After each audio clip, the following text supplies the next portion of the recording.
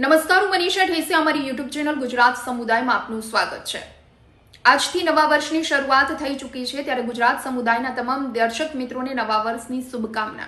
પરંતુ આ સાથે જ જનતા પર મોંઘવારીનો માર શરૂ થઈ ગયો છે. જી હા, જનતાને ઝટકો લાગતા સમાચાર એ છે કે આજથી 5 એવા નવા ફેરફાર થવાના છે કે જેની સીધી જ અસર જનતાના ખિસ્સા પર થવાની છે. જી હા, નવા વર્ષની શરૂઆત થતાં જ સરકાર તરફથી જે જાહેરાત કરવામાં આવી છે અને જે સમાચાર મળ્યા છે તેમાં સૌથી પહેલા સમાચાર એ છે એલપીજી ગેસ સિલિન્ડરના ભાવમાં 111 રૂપિયાનો વધારો ઝીકી દેવામાં આવ્યો છે. જી હા, મોંઘવારીનો વધુ એક માર જનતાના ખિસ્સા પર, વધુ એક ફટકો.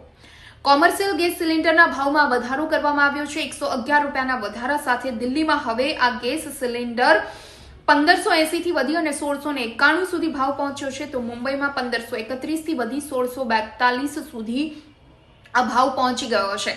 એટલે દિવસે ને દિવસે જે રીતે આપણે વાત કરી રહ્યા છીએ કે મોંઘવારી વધી રહી છે તેનું આ એક ઉદાહરણ.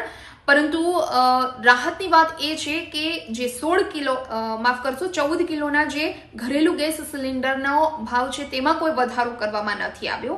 એટલે ગૃહિણીઓનું હાલ પૂરતું બજેટ નહીં ખોરવાય, પરંતુ બની શકે આવનારા સમયમાં એમાં પણ વધારો ઝીકી દેવામાં આવે.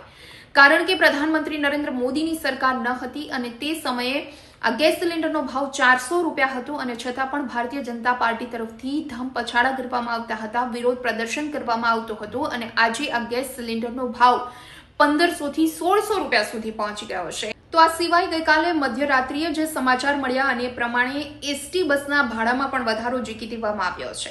જી હા, નવા વર્ષની શરૂઆતમાં જ 3% ભાડું એસટી બસનું વધી જશે અને તેની અસર પણ સામાન્ય લોકોના ખિસ્સા પર પડવાની છે.